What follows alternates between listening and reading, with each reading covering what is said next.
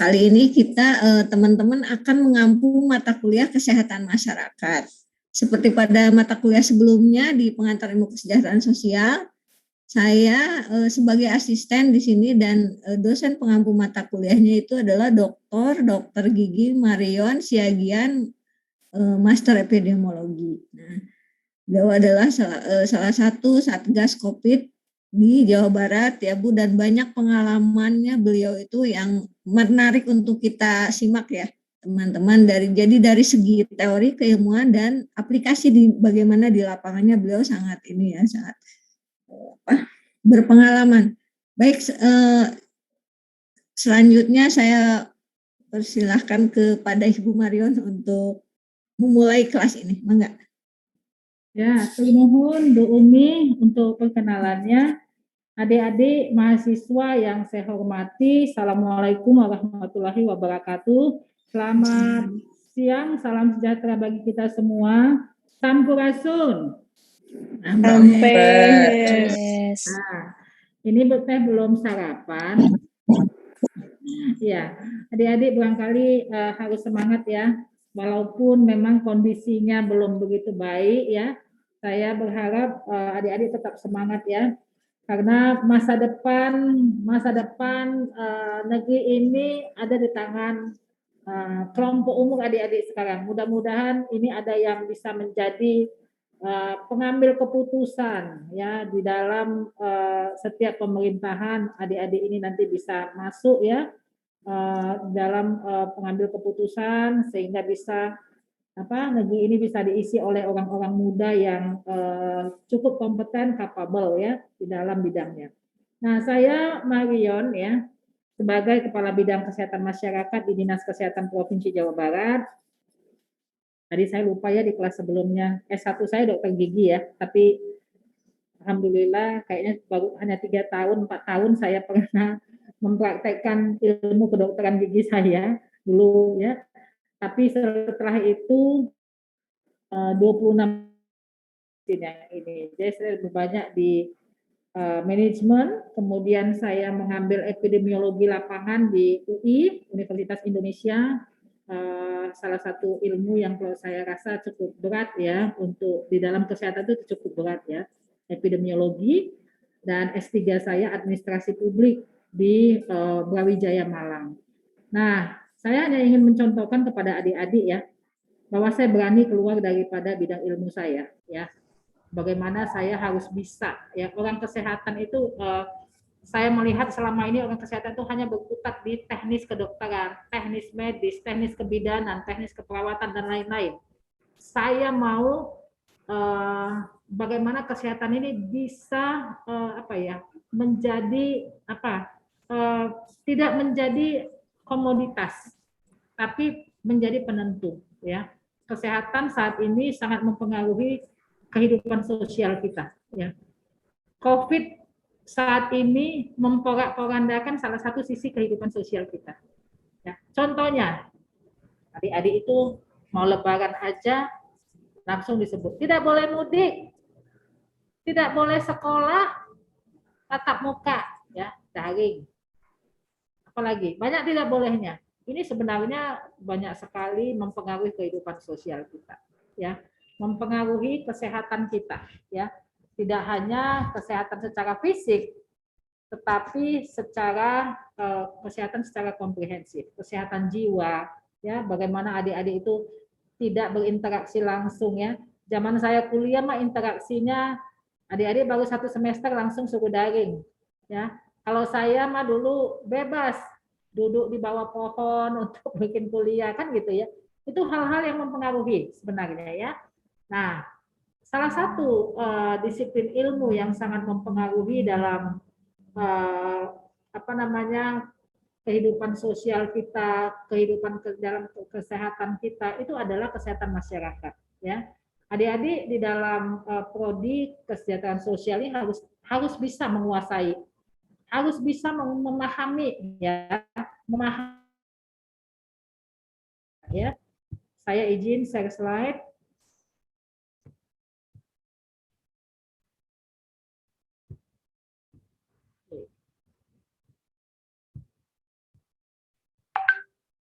Nah, oke. Hari ini kita mulai pengertian dan ruang lingkup dari kesehatan masyarakat, ya. Jadi kalau masa sekarang ini adik-adik mengenalnya hanya COVID barangkali ya yang paling seksi. Dan terakhir bukan hanya perawatan COVID-nya tapi vaksinasi COVID-nya ya. Ini hal-hal salah satu contoh dari bagaimana permasalahan yang terjadi di masyarakat pada saat ini. Bukan hanya di Indonesia, masyarakat dunia ya. Nah, ini tujuan pembelajaran kita ya. Bagaimana adik-adik tahu sih apa sih yang dimaksud dengan kesehatan masyarakat. Terus bagaimana perkembangan kesehatan masyarakat di dunia dan Indonesia. Bagaimana ruang lingkup dari determinan kesehatan ya. Kemudian menjelaskan perkembangan penduduk dan tantangan kesehatan masyarakat di Indonesia ya. Nah, kalau adik-adik mendengar ya, apa sih yang disebutkan oleh yang dimaksud dengan kesehatan masyarakat? Pasti adik-adik sering mendengar terkait dengan kematian bayi, infant mortality rate, itu ada indikatornya. Suatu negara itu akan cukup baik ya, suatu pemerintahan itu akan diukur dengan apa namanya? Saya lupa Bu Umi suka. Ya, jadi kesehatan, pendidikan dan ekonomi. Ya, itu 3. Kesehatan itu akan diukur lagi dengan kematian ibu dengan umur harapan hidup. Umur harapan hidup itu akan dipengaruhi lagi oleh kematian ibu, kematian bayi. Ya, jadi kalau kita berpikir selama ini public health itu apa, pasti kita akan memikirkan salah satunya. Oh, pasti yang berhubungan dengan kematian bayi, yang berhubungan dengan kematian ibu, yang berhubungan dengan bagaimana life expectancy. Ya. Kemudian yang berhubungan dengan kematian kasar, youth death rate. Angka kelahiran kasar. Bagaimana physician population ratio. Ya. Bagaimana akses kepada pelayanan kesehatan. Pasti itu yang dipikiran kita, ya. Apa sih sebenarnya kesehatan masyarakat itu, ya? Nggak salah pemikiran kita kalau memang hanya itu yang kita dapatkan ya, karena memang ini yang sering menonjol selama ini ya di media-media ya. Tapi yang namanya kesehatan masyarakat itu cukup luas ya. Nah, kalau kita melihat lagi ya, apa sih sebenarnya bagaimana ketersediaan daripada air bersih ya, bagaimana pengelolaan sampah, bagaimana program imunisasi, bagaimana screening dari kanker payudara ya, bagaimana kita apa namanya ya melakukan pengawasan pencegahan pada merokok di tempat-tempat publik, bagaimana kewajiban kita mengguna seat belt dan helm, itu sebenarnya beberapa hal yang terkait dengan permasalahan kesehatan masyarakat ya. Ya, ini hal-hal yang banyak yang kita apa namanya sering dapatkan ya. Kemudian yang sering kita lihat lagi ya, yang kita baca ya, itu adalah infectious disease control. Jadi bagaimana pengawasan pengendalian penyakit infeksi. Ini yang sebenarnya di daerah-daerah berkembang ya. Kalau di daerah barat itu daerah yang sudah maju memang lebih banyak di penyakit tidak menular. Jadi kalau ditanya di Eropa, di Amerika ya, itu yang paling banyaknya cancer ya. Kemudian itu untuk penyakit yang keganasan. Kalau untuk yang penyakit tidak menularnya paling banyak apa? Jantung ya, jantung dan pembuluh darah, kemudian stroke dan lain-lain ya. Nah, Indonesia juga menuju seperti itu ya. Kalau kita melihat di Indonesia itu bukan lagi double burden ya, tapi triple. Jadi kalau dilihat penyakit menularnya belum selesai, tetapi penyakit tidak menularnya sudah mulai meningkat ya. Dan bahkan penyakit-penyakit infeksi baru juga sudah ada ya, misalnya seperti COVID dan lain-lain ya. Ini hal-hal memang yang menjadi concern dari kita semua ya. Jadi bagaimana penyakit-penyakit yang tidak menular, penyakit menular dan permasalahan kesehatan ini menjadi permasalahan di dalam kesehatan masyarakat. Kemudian bioterorisme, ini harus kita lihat menjadi suatu tantangan Sekarang orang kalau sekarang negara kalau perang nggak perlu lagi pakai angkat senjata, nggak ada itu angkat senjata. Bagaimana cyber ya, bagaimana perang psikis, propaganda dengan teknologi informatika, bagaimana itu namanya suatu Kementerian Pertahanan misalnya disadap ininya, apa namanya disadap semua informasi terkait dengan eh, peralatan-peralatan perangnya, sistemnya, itu aja sudah namanya udah perang ya. Jadi nggak perlu angkat senjata. Kemudian bioterorisme ini menjadi suatu hal yang sangat di apa namanya menjadi pemikiran dari pemerintah saat ini. Bagaimana salah satunya yang paling paling bisa menjadi bioterorisme itu adalah dari sisi kesehatan ya, dari sisi kesehatan ya. COVID sekarang coba memang nggak dibilang menjadi bioterorisme, tapi sekarang kan antara Amerika dengan Cina juga tegang-tegangan ya. Sebenarnya ini yang membocorkan dari mana sih katanya? Apakah laboratorium Wuhan memang sengaja membocorkan ya? Karena memang yang namanya apa namanya potensi-potensi bidang kesehatan untuk membuat bioterorisme itu sangat mudah. Saya dulu di lapangan ngurusin yang namanya polio. Ya, polio itu didapatkan ya kalau kita memastikan ya gini, di tahun 2006 ya, kalau nggak salah 2004, 2005 atau 2006 ya. Saya sampai lupa. Jadi saya menjadi kepala seksi surveillance imunisasi di Dinkes Provinsi Jawa Barat. Saya ingat di Sukabumi terjadi ada penemuan polio yang dari dulunya sudah nggak ketemu lagi ya, ketemu. Nah, dari situ kami melakukan surveillance untuk AFP namanya, akut paralitik.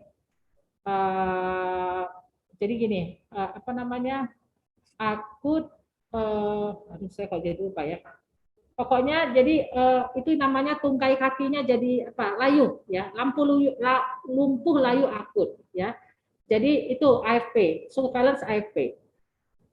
Kami harus memastikan setiap anak di bawah 15 tahun yang lumpuh layu akut, ngaplek istilahnya ya kakinya itu kami ambil tinjanya dan dibawa ke Bio Farma untuk dilakukan penelitian. Apakah ini nanti kalaupun dia menderita polio, apakah ini karena polio yang liar, virus yang liar, atau polio yang dari vaksin? Ya, kan anak-anak itu disuntik ya, difteri, ada DPT kan, difteri, polio, tetanus, ya, pertussis tetanus, dan ada vaksin polio yang ditetes, ya. Nah itu. Nah ini hal-hal yang harus kami buktikan, ya. Seberapa banyak anak-anak usia 15 di bawah 15 tahun yang terjadi lumpuh layu akut. Kemudian dibuktikan dengan penelitian pemeriksaan laboratorium. Indonesia harus mendapatkan rasionya di bawah 1.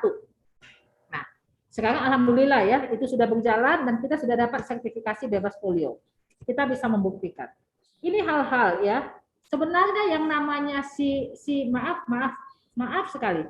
Kotorannya anak tadi, kalau kita mau jahat, itu disebarkan aja tuh di kali ya.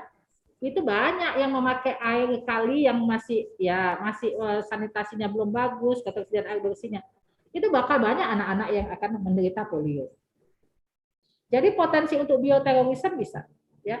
Antraks itu bukan penyakit yang ini ya, tapi bisa, ya. Katanya dulu pernah dicurigai antraks ini menjadi salah satu bioterorisme. COVID bisa. Nah, jadi yang namanya orang kesehatan itu berpotensi. Nah ini yang harus memang dikelola dengan baik ya. Bagaimana permasalahan-permasalahan kesehatan ini cepat diselesaikan dan tidak menjadi permasalahan kesehatan masyarakat. Nah, ini dia permasalahan kesehatan ya. Ada penyakit, ada faktor yang terkait dengan penyakit. Jadi penyakit itu penyakit menular, penyakit tidak menular ya. Kemudian ada faktor yang terkait dengan penyakit, risiko kesehatan ya. Ada makanan dan minuman ya, bagaimana produk-produk ini juga kita bisa lakukan pemeriksaan ya, seperti kadang-kadang ada kita dengar keracunan makanan. Keracunan makanan terkait dengan hajatan misalnya. Ini juga ya harus kita lihat menjadi suatu risiko kesehatan. Lingkungan dan sanitasi lingkungan ya, jadi bagaimana lingkungan ini sangat-sangat mempengaruhi dan persentasenya cukup besar, 40% mempengaruhi kesehatan masyarakat. Kemudian kecelakaan ya, baik di rumah tangga, kecelakaan kerja ya, kecelakaan akibat kerja ini juga sangat diinikan sekarang. Penyakit-penyakit akibat kerja ini menjadi concern. Kalau di public health itu ada satu prodi yang namanya kesehatan kerja ya, jadi MKes itu ada yang kesehatan kerja. Kalau di luar negeri occupational of health. Kemudian kecelakaan lalu lintas. Kemudian ada bencana alam dan buatan manusia ya, maksudnya yang akibat karena perilaku manusia, termasuk barangkali dengan penyakit-penyakit. Kemudian perilaku berisiko, ada merokok, ada seks bebas dan lain-lain. Ini juga perilaku yang nantinya akan berakibat kepada kesehatan masyarakat ya, berisiko. Misalnya terjadinya peningkatan kasus HIV ya, peningkatan kasus HIV. Untuk merokok barangkali peningkatan CA paru, peningkatan stroke ya yang diperberat oleh merokok. Jadi dia faktor-faktor yang memperberat, predisposing factor ya yang memperberat terjadinya penyakit. Nah, kemudian kita lihat batasan dari kesehatan masyarakat. Jadi sebenarnya ilmunya cukup berkembang karena tadi tidak di dalam satu batasan yang kecil, tapi dia sangat luas ya. Jadi dulu pertama-tama bagaimana upaya-upaya untuk mengatasi masalah sanitasi itu yang menjadi definisi dari kesehatan masyarakat ya. Jadi permasalahan tentang sanitasi, air bersih, lingkungan itu yang disebutkan dengan Kesmas. Itu zaman dulu ya. Zaman nggak tahu nih tahun berapa ya, nggak disebutkan. Nah, kemudian di akhir abad ke-18 Kesmas itu pemikiran orang tentang Kesmas adalah pencegahan penyakit yang terjadi di masyarakat melalui perbaikan sanitasi lingkungan dan pencegahan penyakit melalui imunisasi. Ya, mulai ditemukan nih bakteri-bakteri penyebab penyakit. Jadi kalau kita lihat dulu Kabupaten Bandung itu kan kalau yang penyakit disebabkan oleh tikus itu ya, coba saya dibantu. Siapa yang bisa yang disebabkan oleh tikus? Yang disebabkan oleh tikus apa ya? Saya kok jadi lupa ya. Apa ya yang? Coba. Tahu nggak? Malaria, Bu. Ya masa?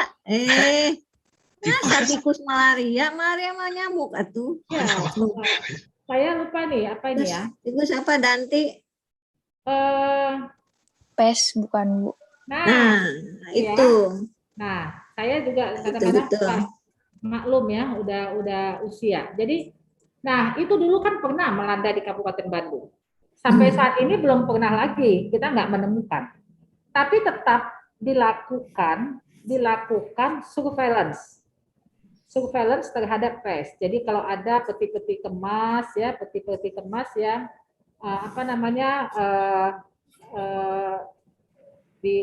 di industri-industri itu dilakukan pemeriksaan ya. Maaf, dengan kotoran-kotoran tikusnya, kalau ada tikus yang mati langsung diperiksa apakah dia menderita pes dan lain-lain.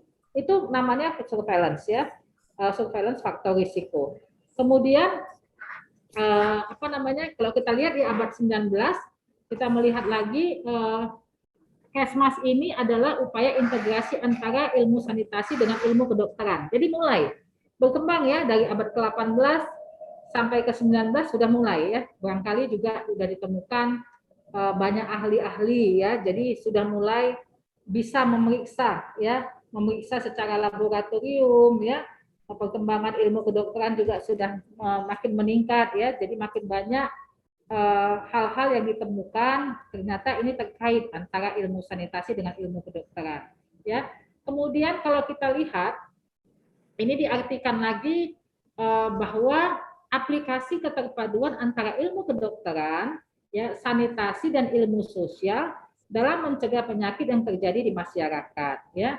Nah, yang terakhir nih dari Winslow, ya, ilmu dan seni dalam mencegah penyakit-penyakit, memperpanjang umur dan meningkatkan kesehatan melalui usaha pengorganisasian masyarakat untuk perbaikan sanitasi, pemberantasan penyakit menular, pendidikan untuk kebersihan perorangan, pengorganisasian pelayanan medis dan perawatan untuk diagnosis dini dan pengobatan, pengembangan rekayasa sosial untuk menjamin tiap orang terpenuhi kebutuhan hidup dan memelihara kesehatan.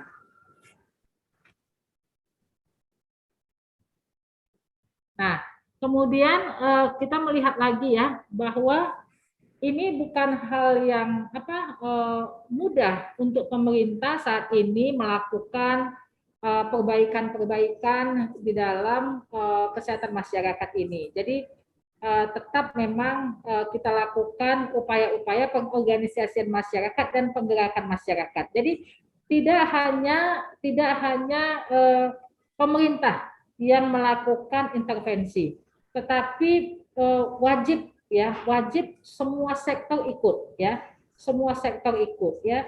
Jadi bagaimana masyarakat itu juga menjadi salah satu kunci daripada intervensi dari kesehatan masyarakat ini. Jadi kalau dapat disimpulkan, kesehatan masyarakat adalah kombinasi antara teori, ya, ataupun ilmu, praktek yang bertujuan untuk mencegah penyakit, memperpanjang usia hidup dan meningkatkan kesehatan penduduk, ditambah lagi pengorganisasian masyarakat. Jadi menghimpun dan mengembangkan potensi masyarakat dalam usaha preventif, kuratif, promotif, dan rehabilitatif. Jadi kalau kita lihat ya, saat ini banyak hal ya, selain kita mendapatkan permasalahan di dalam COVID-19 ya sebagai contoh, ini sebenarnya COVID ini banyak mengajarkan hal-hal yang baik juga kepada kita. Saya ingat ya, saya menjadi tim akreditasi rumah sakit, tim akreditasi pelayanan primer ya, puskesmas dan klinik. Sebelumnya itu mencuci tangan ini untuk tenaga kesehatan aja bukan hal yang mudah ya. Bagaimana tenaga kesehatan itu bisa mencuci tangan dengan baik dan benar. Kalau di ruang operasi itu ya ada ininya, tenaga kesehatan itu kalau sudah cuci tangan katanya nggak boleh lagi ya. Ini tangan sudah dicuci ya dengan sesuai dengan standar ya. Kemudian pemakaian APD-nya, kemudian tangannya seperti apa, ini nggak boleh turun lagi. Ini begini ya, nggak boleh lagi. Karena apa? Kalau dia turun itu katanya dari ya istilahnya kuman lah ya, bisa turun ke arah tangan. Jadi tangan itu seperti ini. Dan ada hal-hal yang harus dipatuhi. Misalnya apa dulu yang dipakai ya, bajunya atau apanya itu sebelum cuci tangan itu harus dipatuhi. Nah, saat itu nggak semua yang patuh. Infeksi di rumah sakit itu banyak, nosokomial infeksi. Jadi pasien datang ke rumah sakit itu bukan berarti pulangnya itu aman, tapi ada tambahan infeksi ya akibat ya kuman yang ada di rumah sakit. Nah, tapi bukan semua ya, tapi belum semua ya, belum semua patuh ya. Jadi kalau di dalam indikatornya akreditasi itu ada pencegahan dan pengendalian infeksi. Salah satunya ukurannya adalah tadi cuci tangan dengan baik ya, dengan baik dan benar. Nah, kalau kita lihat di COVID saat ini nggak usah disuruh ya, masuk aja dipaksa. Pokoknya masuk cuci tangan, masuk ke restoran cuci tangan, ukur suhu tubuh itu menjadi standar operating procedure SOP kita ya. Masuk ke kantor juga seperti itu. Jadi nggak ada yang perlu lagi kita pemaksaan seperti dulu. Itu sudah harus ya. Dan masyarakat tahu mau ya. Jadi teredukasi dengan baik karena keadaan. Kalau sebelumnya capek ngomongnya juga nggak dipeduliin ya. Nggak usah jauh-jauh ya, kita sendiri ya, saya juga dulu lupa, kadang makan aja ambil comot, cuci tangannya setelah makan, bukan sebelum makan ya, harusnya sesudah dan sebelum beraktivitas itu cuci tangan ya. Nah, ini hal-hal yang banyak kita dapatkan ya setelah pembelajaran dari pandemi COVID ini ya. Itu salah satunya. Kita nggak mendengar kok saat ini orang banyak yang diare, nggak ada. Salah satunya itu karena cuci tangan yang baik, kalau saya ini kan ya. Nah, kemudian kita beranjak lagi. Apa sih yang namanya masyarakat? Batasannya apa sih? Masyarakat itu, publik itu apa sih gitu ya? Sama nggak dengan populasi? Sama dengan kita ya, individu, everybody ya. Nah, publik itu apa sih gitu? Publik itu orang yang tinggal di suatu tempat. Ini batasan-batasannya. Kemudian masyarakat itu adalah unit ya, unit yang di mana ini kalau dalam penelitian, di mana sampel itu kita ambil. Jadi penelitian misalnya, penelitian penyelidikan epidemiologi di wilayah Kota Bandung, di wilayah Kelurahan Cibenying Kaler, misalnya seperti itu. Ada batasannya, nggak ada disebutkan masyarakat masyarakat Jalan Pasteur, nggak ada. Masyarakat Jalan Suci, nggak ada. Tapi yang disebutkan apa? Wilayah, unitnya, wilayah. Ya, jadi jelas ya, masyarakat yang dengan jelas batasannya, ya, dengan jelas didefinisikan batasannya. Ya, jadi masyarakat itu punya wilayah, ya, yang tinggal di suatu tempat dan di satu wilayah, ya. Nah, yang disebutkan dengan kesehatan apa, gitu ya? Jadi kesehatan ini banyak definisinya, ya. Menurut WHO, menurut menurut Undang-Undang Kesehatan ada lagi ya. Jadi kalau kita lihat kesehatan menurut WHO itu tidak terbatas pada terbebasnya dari penyakit, kelemahan dan cacat yang dialami oleh seseorang ya. Tidak hanya kesehatan fisik, mental ya. Jadi kesehatan fisik, mental dan sosial dan tidak adanya penyakit dan keterbatasan ya seperti gitu ya. Jadi harus ke dalam kondisi fisik, mental dan sosial yang sempurna ya, komplit ya. Jadi nggak bisa hanya kesehatan fisik, mentalnya nggak sehat. Ini menurut WHO. Jadi sangat-sangat komprehensif ya. Jadi kalau disebutkan sehat menurut WHO ini sebenarnya memang kesehatan yang komprehensif. Jadi kesejahteraan fisik, mental dan sosial yang lengkap dan bukan tidak adanya penyakit ataupun kelemahan ataupun keterbatasan. Jadi ini yang memang harus menjadi catatan kita ya. Nah, kemudian kalau kita melihat lagi public health concept ya, tujuannya. Kalau disebutkan public ya tadi ya, public masyarakat ya, ini harus ada aksi ya, nggak bisa kalau dibilang konsep public health itu harus ada aksi timbal balik ya, dari kita untuk kita oleh kita sebenarnya ya. Jadi masyarakatnya ikut berperan ya. Kalau kita melihat, kalau saya dari sisi administrasi publik ya, ini saya meninjau dari sisi bukan epidemiologinya. Dulu itu yang namanya pemerintahan itu dari old public administration. Jadi zaman zaman dulu lah ya, itu pemerintah yang menetapkan. Apa-apa pemerintah, masyarakat tinggal diam. Kemudian ada lagi berkembang di mana masyarakat itu menjadi ikut di dalam tapi bukan penentu ya. Jadi berkembang lagi administrasi publiknya, kemudian berkembang lagi namanya public services ya, di mana masyarakat yang ikut menentukan. Saat ini masyarakat ikut ya, kalau ada pembangunan di dalam perencanaan itu ada namanya musrenbang ya, di pemerintahan itu masyarakat ikut. Kelompok-kelompok masyarakat ya ikut di dalam urun rembuk menentukan permasalahan-permasalahan dan intervensinya di wilayah tempat tinggalnya. Ini dimulai dari musrenbang desa, musrenbang kecamatan sampai ke musrenbang nasional, tingkat nasional. Ini peran-peran masyarakat diikut sertakan. Nah, kita melihat perbedaan antara kedokteran dengan kesehatan masyarakat. Jadi kalau pelayanan kedokteran itu kita melihat bagaimana suatu seseorang ya datang ke fasilitas pelayanan kesehatan ataupun ke praktek pribadi dokter ya, bagaimana dia mengeluhkan kesehatannya, dokter melakukan pemeriksaan, kemudian dokter melakukan tes ya, baik itu pemeriksaan laboratorium, pemeriksaan radiologi, dan pemeriksaan penunjang lainnya, dan didapatkan diagnosa individual ya secara klinis. Jadi pasien diagnosis ya, didapatkan diagnosa yang berdasarkan individu. Nah, kalau di dalam public health, kesehatan masyarakat ya, ini kita mendengar bagaimana permasalahan yang disampaikan oleh masyarakat, talk with community ya. Nah, kemudian petugas di sini bisa petugas kesehatan ya, karena memang untuk public health ini dilakukan oleh puskesmas ya, klinik-klinik belum ya. Nah, ini public health ini nakes itu mendengar, oh ya di tempat saya banyak misalnya anak-anak yang ruam, ada di kakinya ruam, di tungkai-tungkainya ruam ya, merah-merah.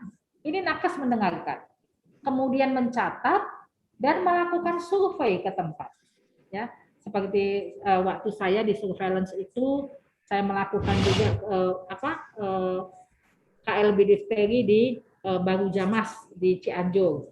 Saya melakukan penyelidikan ya, survei di Cikelet, Bogor, Garut, kemudian di Sukabumi, di di Indramayu, di Cikampek itu ketika flu burung. Ya, kami melakukan survei, melihat banyak ada nggak ayam yang mati, banyak nggak burung yang mati atau unggas. Kemudian ada nggak yang sakit? Ya, saya ingat di Indramayu ada 3 yang meninggal, satu klaster. Di Cikelet Sukabumi ada yang meninggal. Di Cikampek ada 1 yang meninggal. Sampai saya waktu itu ingat manjat di stasiun kereta api Cikampek ya, nyari ayamnya mana sih, sumbernya mana, sumber penularannya. Ya, kita melakukan survei ya. Dan akhirnya setelah survei kita dapat simpulkan bahwa memang di wilayah tersebut terjadi KLB apa ya, misalnya KLB DBD, tadi flu burung, polio dan lain-lain. Itu namanya community diagnosis ya. Jadi berbeda antara kedokteran dengan kesehatan masyarakat. Jadi clinical ya, pasien diagnosis dengan community diagnosis itu sangat berbeda ya. Nah, ini tadi perbedaan-perbedaannya. Jadi kalau kedokteran itu pendekatannya individual ya. Kalau kesehatan masyarakat pendekatannya multidisiplin ya. Kalau tujuannya itu penyembuhan, pemulihan, dan kalau di kesehatan masyarakat tujuannya masyarakat terhindar dari penyakit dan meningkatkan kesehatan.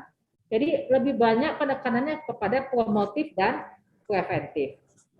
Nah, ini prinsip-prinsipnya. Jadi kalau namanya prinsip public health itu based on population, ya. Jadi tetap didasarkan kepada masyarakat sebagai kumpulan daripada individual. Jadi bukan diagnosa individual. Ya. Fokusnya kepada health promotion dan disease prevention. Jadi bagaimana masyarakat itu kita pintarkan, kita edukasi, ya. Bagaimana promosi kesehatan itu bisa berjalan. Tadi misalnya flu burung. Oh, untuk yang punya memelihara burung, bagaimana kandangnya dibersihkan, ya. Bagaimana bisa dia memberitahukan kepada kepala desa ataupun lurah ataupun apapun ketika melihat ada beberapa burung peliharaan yang mati, atau dia melihat selain ada yang mati burung peliharaan ada anak keluarganya yang sakit, misalnya demam, batuk, ya, sesak dan lain-lain, ya. Ini hal-hal yang harus dilihat, ya, dikuatkan. Jadi health promotion dan disease prevention-nya, dan melibatkan community, ya. Jadi community participation ataupun empowerment. Jadi ini yang paling penting. Jadi nggak bisa kalau umpamanya tadi ya individual itu adanya di kesehatan kedokteran, pelayanan kedokteran, pelayanan medis, ya. Tapi kalau ini kalau yang di public health ini harus melibatkan community. Kemudian upaya-upayanya itu terorganize, ya. Jadi ada ininya, ada aturannya, ukurannya, ya, ada alurnya, ya. Ini yang harus dibuat karena dia melibatkan masyarakat. Jadi alurnya seperti apa ya? Ini dalam upaya-upayanya harus tertulis dengan baik ya. Nah, ini 3 core-nya ya untuk public health function ya. Bagaimana akses dan kita pengawasan kita terhadap kesehatan dari komunitas dan population of at risk. Jadi population at risk ini kita melihat masyarakat yang berisiko tadi, misalnya tadi untuk flu burung banyaknya pemelihara yang mempunyai hewan peliharaan. Kemudian untuk misalnya kematian ibu dan bayi, banyaknya ibu-ibu hamil yang umurnya masih muda, ya kan banyak sekarang ya pernikahan di usia yang muda, itu kan termasuk populasi yang berisiko. Kemudian banyaknya anemi pada ibu hamil, anemi pada remaja putri yang nanti menjadi calon-calon ibu hamil. Yang kemungkinannya kalau nanti dia anemi itu akan menyebabkan bayinya BBLR ya, berat badan lahir rendah, dan ini sangat mempengaruhi untuk terjadinya stunting ya. Adik-adik ini harus tahu nih stunting apa, karena ini menjadi concernnya pemerintah ya.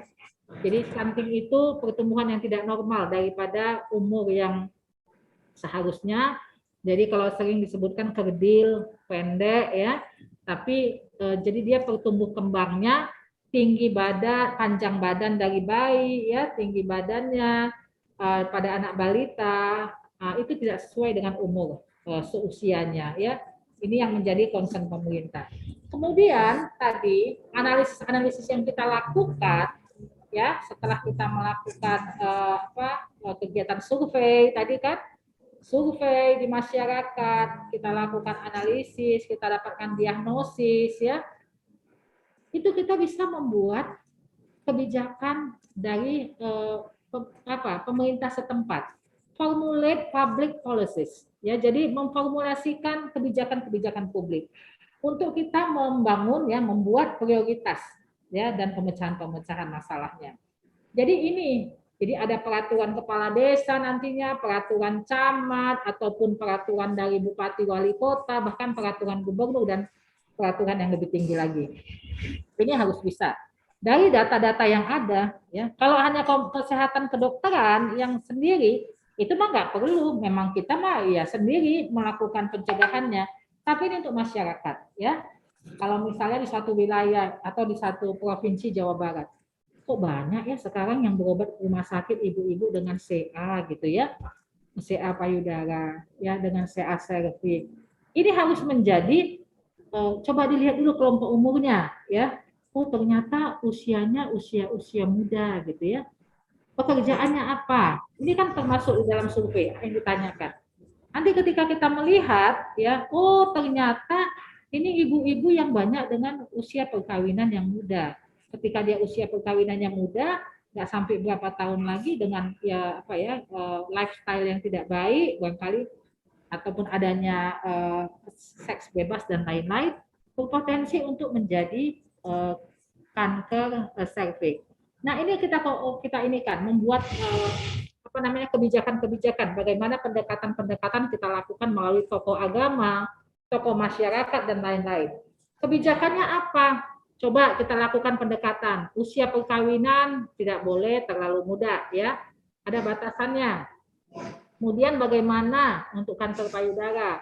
Ibu ini harus melakukan memberikan ASI eksklusif. Kan katanya banyak yang kena itu karena memang tidak menyusui ya, tidak menyusui bayinya ya. Jadi banyak risiko-risiko ya yang harus kita inikan. Kita lakukan komunikasi dengan tokoh-tokoh agama, tokoh masyarakat ya, untuk kita bagaimana mengedukasi masyarakat agar mempunyai perilaku hidup yang sehat ya. Nah, jadi kita lakukan ya dengan health promotion, pencegahan penyakit, disease prevention, dan mengevaluasi ya, selalu mengevaluasi efektivitas daripada pelayanan. Jadi ini hal ya, 3 hal yang kita dapatkan ya dari public health ya, fungsi dari public health. Nah, ini tadi disampaikan ya, tadi sudah public health itu oleh Winslow ya. Jadi sudah ilmu dan seni, saya lanjut saja. Ini menurut WHO tadi sudah. Nah, ini untuk dari Undang-Undang 36 tahun 2009. Jadi ini Undang-Undang Kesehatan. Ini harus kita tahu ya. Bagaimana hak-hak dari masyarakat itu untuk bisa mendapatkan kesehatan masyarakatnya ya, bisa meningkatkan derajat kesehatan masyarakat. Jadi ada hak ya, hak untuk memperoleh akses dan sumber daya dan lain-lain ya. Yang saya sorotin di nomor 5 ya. Kalau 1, 2, 3, 4 itu banyak peran pemerintah ya. Yang kelima ini banyak peran bersama juga. Hak untuk mendapatkan informasi dan edukasi tentang kesehatan yang seimbang dan bertanggung jawab. Jadi teman-teman, adik-adik ini, bagaimana kita ya yang ada di ruangan kuliah ini, ya di ruangan Zoom ini, kita menjadi promotor-promotor kesehatan, ya, memberikan informasi dan edukasi tentang kesehatan yang seimbang dan bertanggung jawab. Ya, jangan lagi ada yang tidak percaya dengan COVID, ya, bilang konspirasi dan lain-lain. Ada yang tidak percaya dengan vaksinasi, ya, padahal sudah jelas, misalnya dari MUI juga vaksinnya halal, dari Badan POM sudah jelas vaksinnya sudah memenuhi standar emergency use authorization, penggunaan izin penggunaan darurat pada masa pandemi. Sudah ada jurnal-jurnalnya ya. Jadi kalau kita bicara jangan kata saya kalau saya ini kan. Tapi kita cari jurnalnya ya. Saya sampaikan kepada adik-adik di sini. Yang jadi kalau kita berada di jalur pendidikan, tolong kita lebih banyak baca. Dibacanya itu jangan bacanya di Google aja ya. Google juga boleh tapi kalau carinya jurnal. Baca jurnal-jurnal memang informasi kesehatan yang punya informasinya yang benar ya, WHO, Kementerian Kesehatan atau jurnal-jurnal boleh. Sekarang kan akses terhadap jurnal banyak ya. Dan jangan hanya bicara, nulis ya. Nulis. Itu yang paling ini ya, yang paling penting. Saya beruntung ya di UI itu saya dapat profesor saya itu dulu belum profesor ya, masih doktor. Akhirnya memang meninggal karena COVID ya, ada 6 bulan yang lalu. Kalau coba nanti di browsing Profesor Nasrin Kodim, itu apa saya, pembimbing saya S2. Wah, kalau ingat di S2 dia sudah ngajarnya seperti ke S3 gitu. Bagaimana kami itu harus menginikan jurnal. Nanti adik-adik juga akan saya minta untuk membaca. Nggak usah membaca beberapa jurnal, nanti membuat kesimpulan-kesimpulan apa yang didapat dari jurnal tersebut gitu ya. Coba kita mulai membaca. Jadi kebiasaan membaca ya, perilaku kita membaca, menulis itu yang masih sulit ya di dalam pendidikan. Itu yang harus kita sama-sama. Jadi ini hanya pengantar aja saya ya, nanti saya lebih banyak menggali. Nah, jadi bagaimana kita masyarakat itu mendapat informasi dan edukasi tentang kesehatan dan seimbang dan bertanggung jawab, ini yang menjadi peran kita bersama. Ya. Nah, ini determinan penyakit ya, kalau kita melihat ada behavior, genetics, environment, socio-economic, cultural ya, infection, geografi, medical care ya. Sebenarnya medical care itu sedikit perannya ya. Jadi ini yang lain itu lebih banyak ya. Nah, ini menurut Bloom ya, ini teori yang sangat generik yang sudah diketahui oleh semua orang ya. Dan kalau kita melihat ini ya, kesehatan itu, derajat kesehatan masyarakat ini sangat dipengaruhi oleh ya herediter ya, penyakit bawaan ya, kemudian pelayanan kesehatan, lifestyle ataupun perilaku, ini jelas ya, ini sangat mempengaruhi saat ini. Tidak hanya terhadap makanan minum yang kita kita makan, tetapi termasuk bagaimana narkoba, seks bebas ya, ini sangat-sangat mempengaruhi terutama di dalam penyakit-penyakit sekarang. Kemudian ini lingkungan ya, lingkungan kita lihat ini juga perannya cukup besar, hampir 40%. Ini juga termasuk edukasi ya, pendidikan, education ya, ini sangat berpengaruh ya. Kalau ini yang menjadi concern pemerintah saat ini bagaimana kita menciptakan sumber daya manusia kita yang berdaya saing, ya, berdaya saing. Jadi adik-adik, kalau saya melihat pasar kita masih terbuka lebar, ya, nggak usah nggak di Indonesia, di luar negeri sana.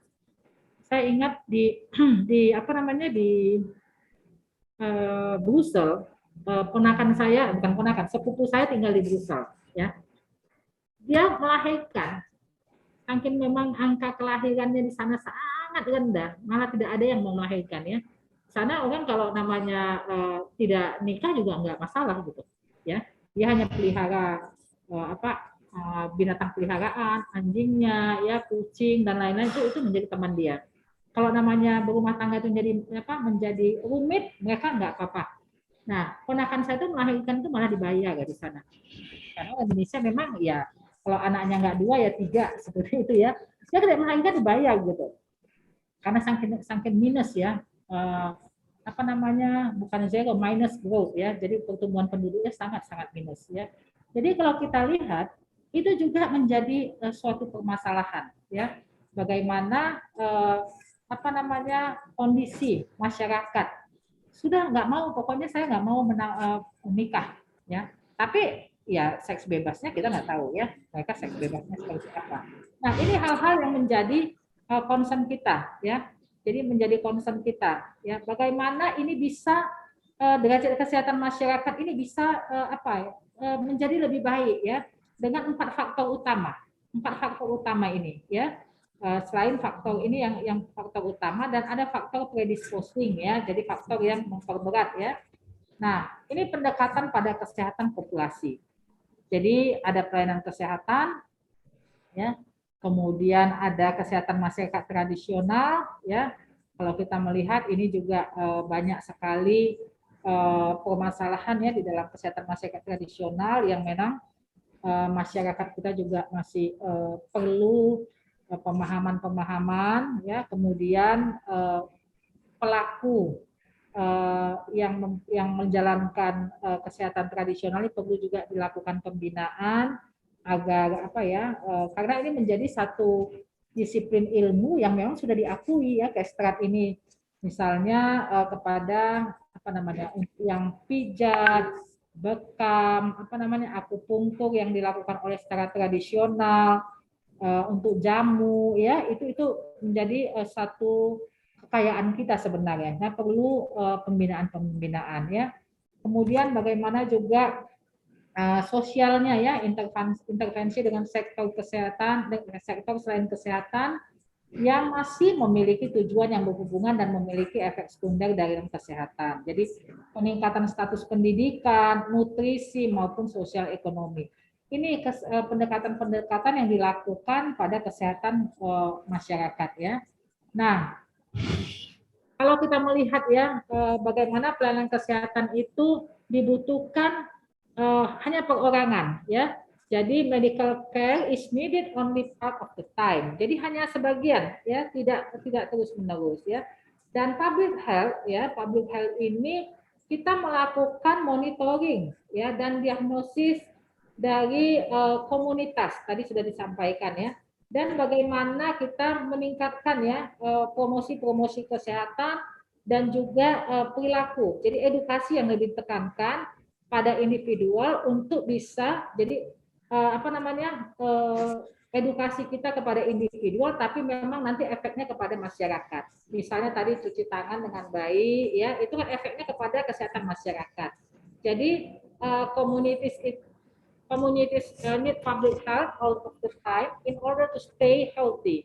Jadi kalau yang namanya medical care itu hanya sebagian, ya, jadi dia membutuhkan waktunya itu hanya sebagian. Kalau ini enggak, ini terus menerus, all of the time. Jadi tidak bisa sebagian, gitu, ya.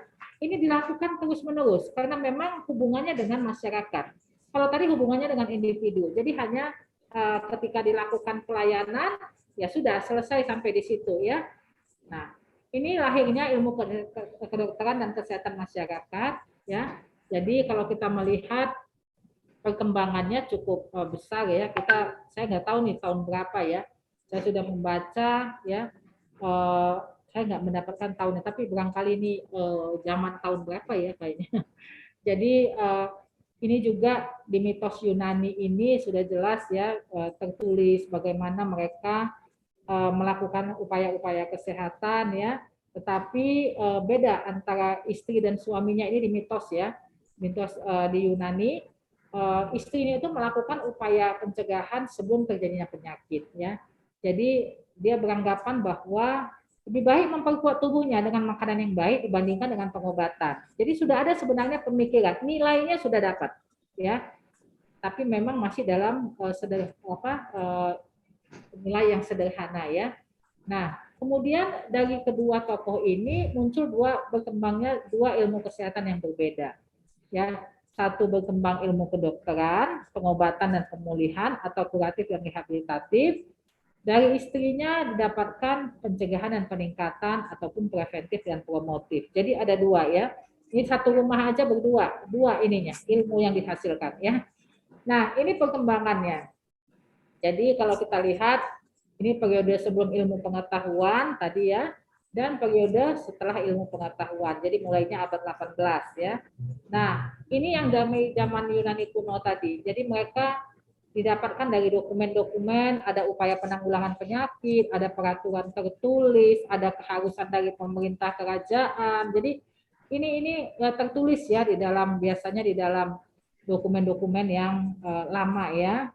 Nah, ini sebelum ilmu pengetahuan, jadi beberapa penyakit menular juga mulai menyerang penduduk dunia, ada tifus, ada kolera dan pes, dan ini cenderung endemis ya di berbagai kelompok masyarakat. Jadi kalau kita tahu sekarang adik-adik kalau mau nanti umroh ataupun haji pasti harus meningitis, ya. Pasti itu diminta itu nanti. Kalau nggak ada vaksinasi meningitis nggak boleh berangkat. Influenza, ya itu dua.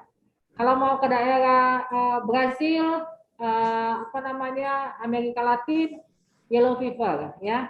Jadi ini hal-hal ya. Tadi saya juga cerita di kelas sebelumnya bagaimana anak saya yang akan berangkat ke Amerika tanggal 14 Agustus kemarin, yang mengambil PhD-nya. Jadi itu harus memenuhi beberapa vaksinasi. Jadi saya mulai tahun lalu persiapan dia itu sudah memvaksin dengan berbagai macam antigennya, ya. MMR, saya ini kan meningitis, ya, yellow fever, pneumonia yang sekali suntik one dose ya untuk sekali seumur hidup. Itu semua saya suntik, ya. Saya suntik karena di sana ditagih. Ditagih sama universitasnya. Nggak bisa kalau nggak ada itu, ya. Jadi itu menjadi bagian, ya. Jadi ini yang kita harus bisa melakukan kekebalan, ya, pencegahan, ya, pencegahan. Jadi nggak membiarkan di sana kita terkena, ya. Nah, kemudian ada penyakit-penyakit lain, ya. Kemudian ada upaya penanggulangan dengan perbaikan sanitasi lingkungan dan lain-lain. Nah, adik-adik ini kesehatan masyarakat sebelum ilmu pengetahuan terus berkembang, ya. Ada terjadi wabah di Cina, India, dan Mesir, wabah pes dan lain-lain. Ya, ini setelah periode ilmu pengetahuan. Jadi setelah periode ilmu pengetahuan, nampaknya kita sudah mempunyai sumber daya yang lumayan ya dibanding sebelum ilmu pengetahuan. Jadi kita juga menemukan adanya vaksin pencegah cacar ya oleh Louis Pasteur. Jadi kita ingat 100 tahun ya, hampir 100 tahun itu namanya cacar baru bisa teratasi. Sampai sekarang kita dunia sudah bebas dari cacar. Dan saya ingat juga waktu saya kecil itu dilakukan ya datang mantri cacar namanya ke rumah-rumah untuk melakukan vaksinasi. Nah, ini setelah periode ilmu pengetahuan, epidemi kolera di Inggris ya, bagaimana mereka melakukan hasil penelitian, menganalisis ya, dengan menyajikan dengan baik ya hasil-hasil penelitiannya, sehingga bisa dilakukan pengambil keputusan dengan membuat tadi memformulasikan kebijakan-kebijakan.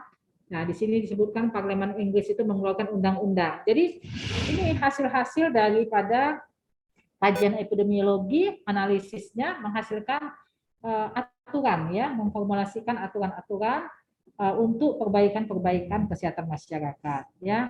Ini juga bisa nanti dibaca. Jadi ini hanya sedikit yang saya sampaikan. Sebenarnya banyak sekali Setelah periode ilmu pengetahuan itu penelitian-penelitian yang menunjang bagaimana perbaikan-perbaikan dari ilmu kesehatan masyarakat ini. Nah, ini deklarasi Alma-Ata, ini harus diketahui oleh semua orang kesehatan. Bagaimana joint conference antara WHO dengan UNICEF ya. Indonesia juga salah satu negara yang ikut ya dari 140 negara dituangkan dengan deklarasi Alma-Ata tentang primary health care ya. Health for all by the year 2000. Jadi ini yang masih terus diingat dan harus diingat oleh orang kesehatan. Jadi primary health care itu ini adalah tonggak sejarah kesehatan masyarakat di abad 20. Elemennya adalah pemeliharaan kesehatan. Jadi di sini benar-benar promosi dan preventif dan promotif itu sangat dikuatkan. Pencegahan penyakit, diagnosis dan pengobatan, rehabilitasi, pemulihan, pelayanan tindak lanjut, dan pemberian sertifikasi. Jadi sertifikasi ini untuk beberapa fasilitas pelayanan kesehatan, sertifikasi terhadap tenaga kesehatan ini harus dilakukan ya untuk bisa membuat standar-standar ya, standar minimal yang harus dipenuhi oleh sumber daya. Tujuan dan sifat pelayanannya acceptable. Jadi harus bisa diterima oleh masyarakat ya. Terjangkau oleh masyarakat, dibutuhkan oleh masyarakat, efektif dan efisien. Jadi ini dibutuhkan oleh masyarakat ini artinya apa? Pelayanan kesehatan yang kita berikan ya, pelayanan kesehatan baik itu upaya kesehatan perorangan maupun masyarakatnya itu memang lokal spesifik. Ya, lokal spesifik yang memang bisa dipahami oleh semua masyarakat, bisa diterima oleh semua masyarakat. Bisa diterima oleh semua masyarakat. Jadi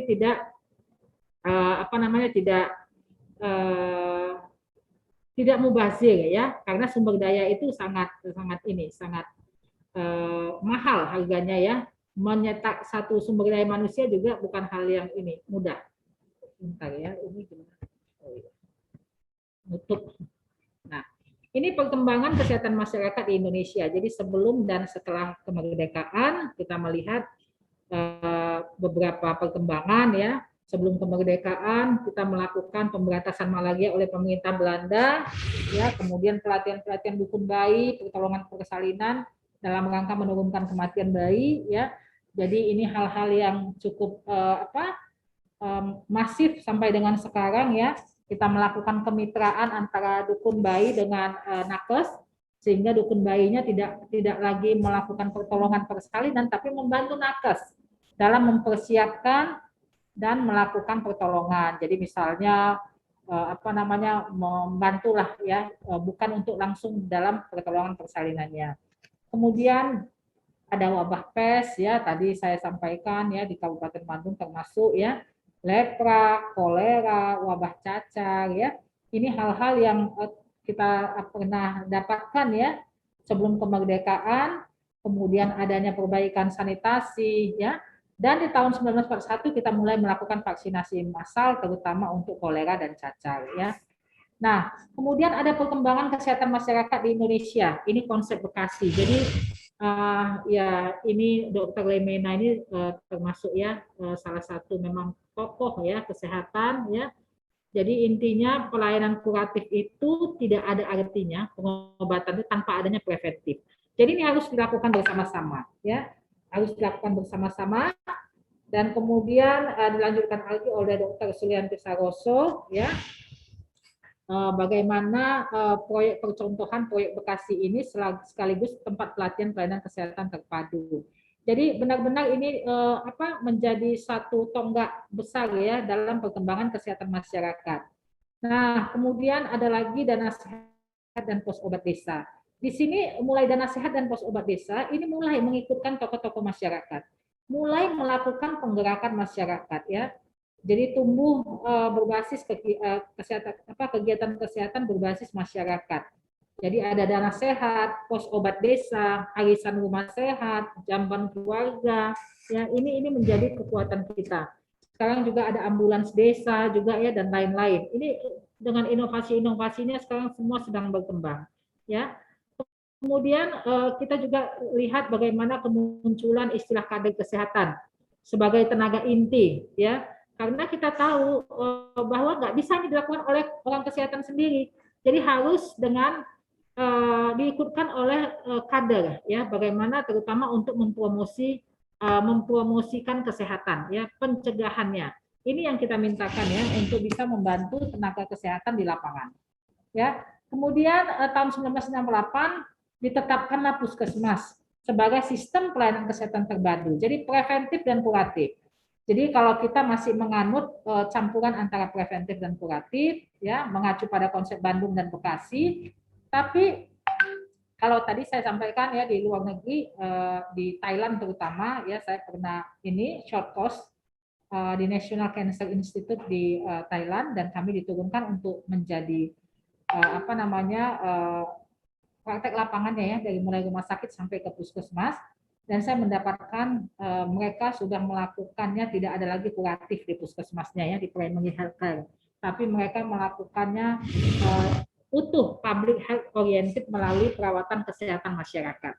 Jadi mereka punya family folder, mereka tahu bagaimana permasalahan kesehatan, ya, di wilayahnya.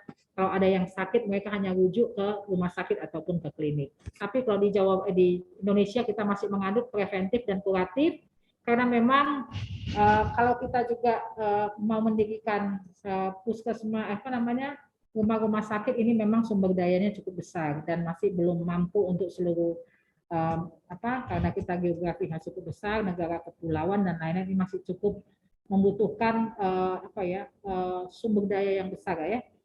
Kemudian ini mula-mula puskesmas hanya menyelenggarakan 5 pelayanan dasar, dan sekarang berkembang, maka sekarang tidak sama, ya. Setiap puskesmas itu tidak sama.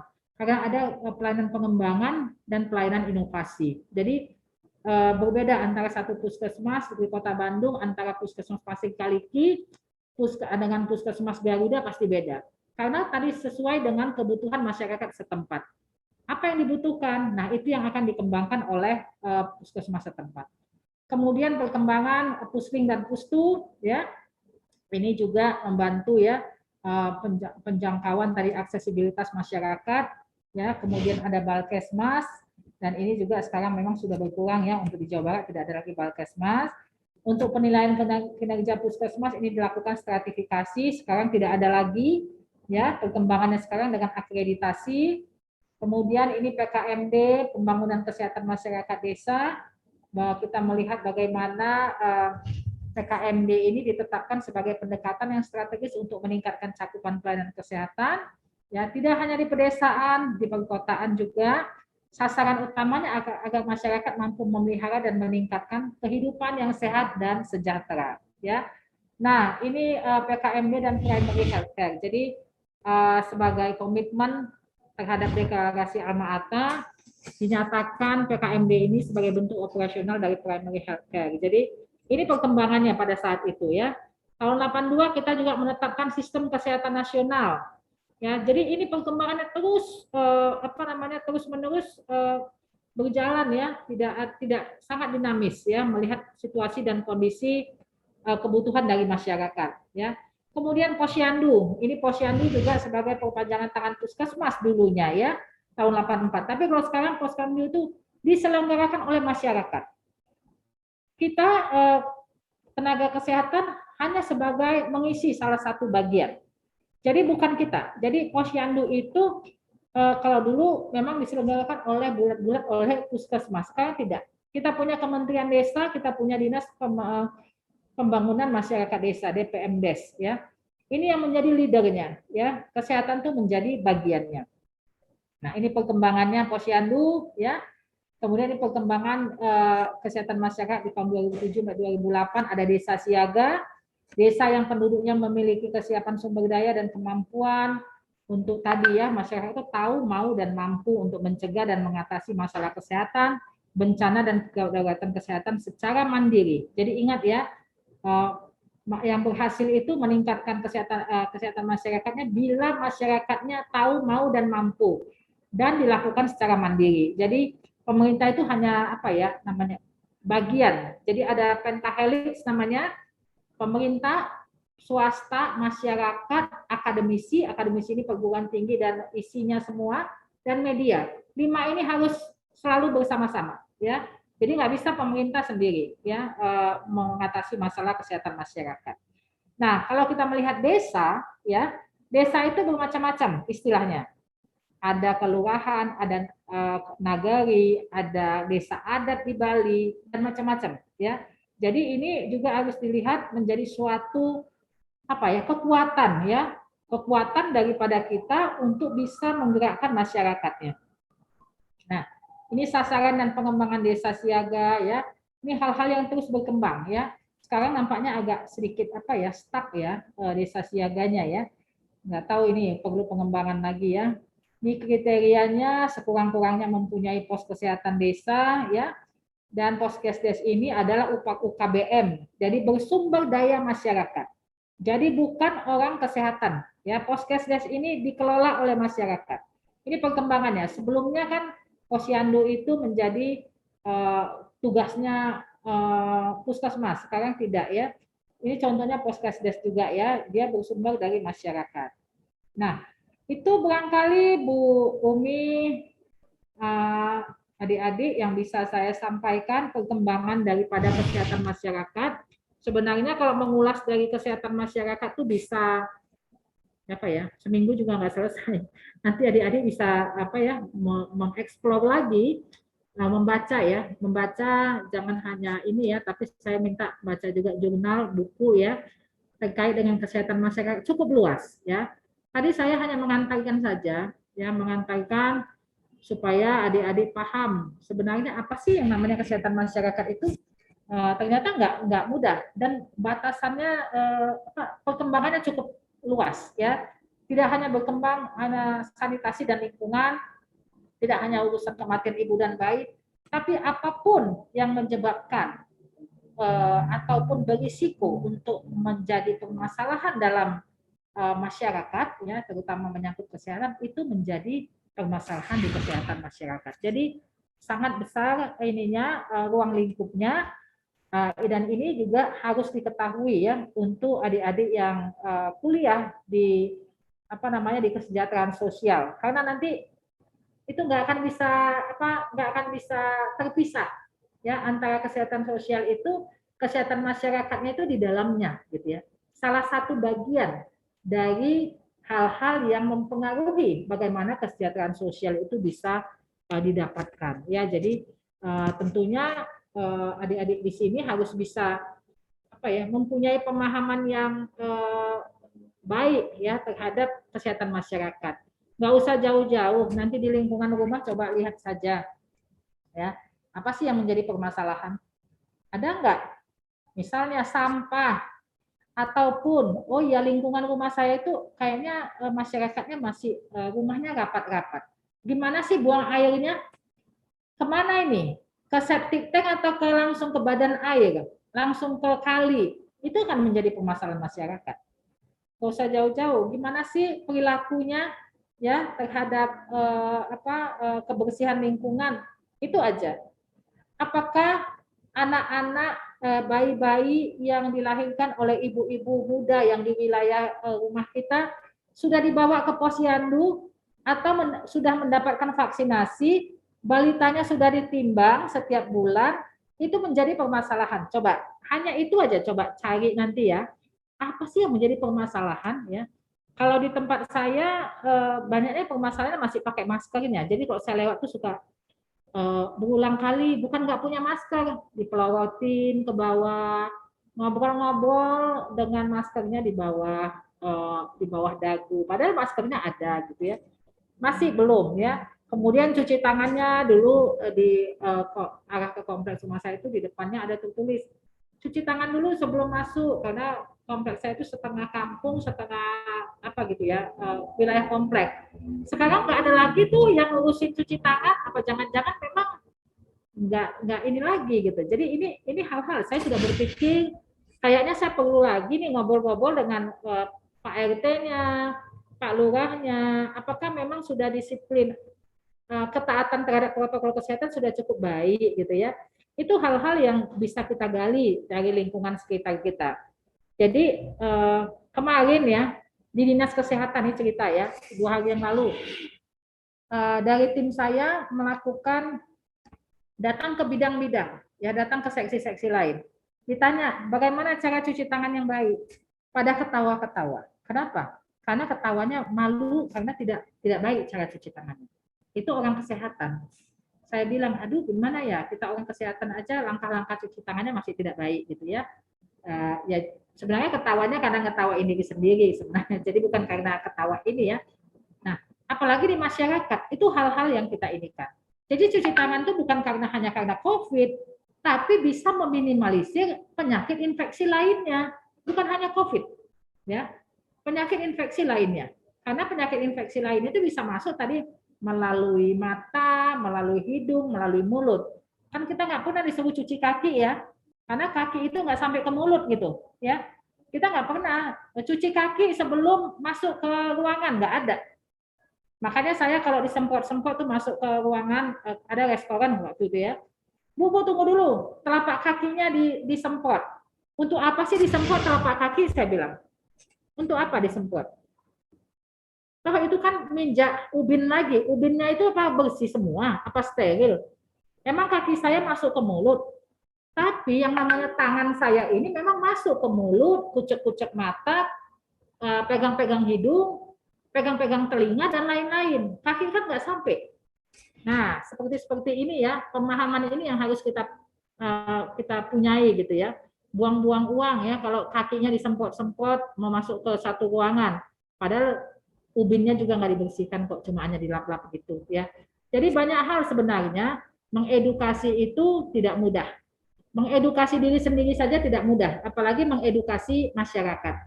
Ini pesan-pesan kita ya, jadi pesan-pesan untuk kita semua, termasuk untuk diri saya ya.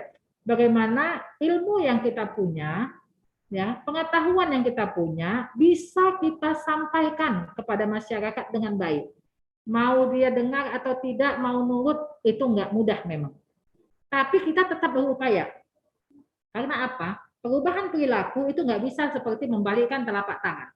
Tapi perubahan perilaku itu didapatkan setelah melalui proses. Ya, orang itu biasanya maaf sekali.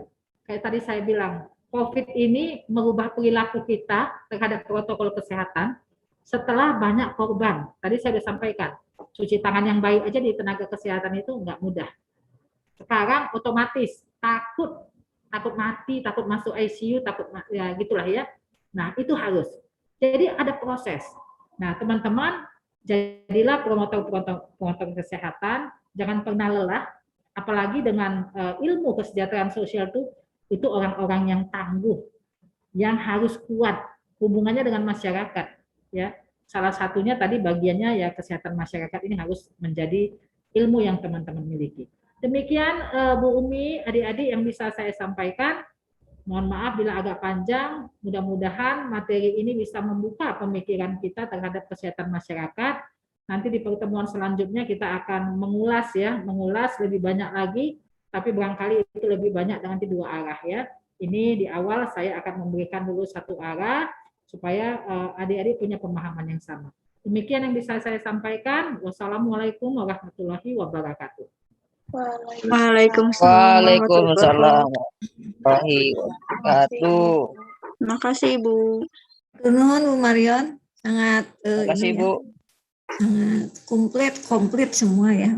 Memang betul ya, dalam promosi kesehatan itu tidak mudah, tapi memang harus terus-menerus ya Bu ya. Kayak PHBS itu kan sudah lama ya Bu, tapi kita baru merasa kembali harus melaksanakan tuh ketika COVID ya. Perilaku hidup bersih sehat, salah satunya cuci tangan. Itu padahal kan cuci tangan tuh dari dulu gitu. Kalau ini ya. Nah, saya hanya ini mengapa sedikit seperti tadi kata Ibu bahwa ada yang namanya kita tuh harus tahu, mau, dan mampu dan mandiri ya. Nah, jadi kalian harus tahu ilmunya bagaimana, karena kalian juga bagian dari masyarakat, terus mau dan mampu. Dan ada kerjasama yang baik antara itu pentahelik, pemerintah, swasta, masyarakat, akademisi, dan media ya. Nah, Baik, nanti mungkin Bu materinya akan di-share di grup ya, gitu. Nanti gitu. Kurang 5 menit, 3 menit ini, sampai 11.30 kan. Sudah cukup teman-teman? Apakah ada yang bertanya? Gitu Bu Marian mau membuka sesi pertanyaan tidak? Atau kita akhiri saja? Ya, tadi saya ngebut karena takut Jumatan. Iya betul. Tapi apa udah boleh ya di Kota Bandung sudah boleh ya dengan Ya, protokol ini. siap. Teman-teman cukup ya? Atau ada yang bertanya? Cukup Mudah-mudahan Ibu. ini.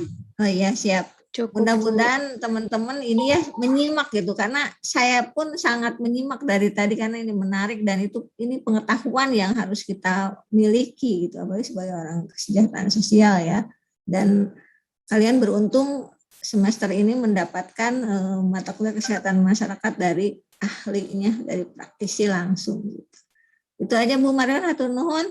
Kita akhiri ya, kita deal ya, akhiri perkuliahan ini ya. Jadi harus ada deal-dealan Bu, jangan karena masih ada waktu. Kalau sepakat kita akhiri gitu ya. Diakhiri ya, Danti sebagai KM-nya.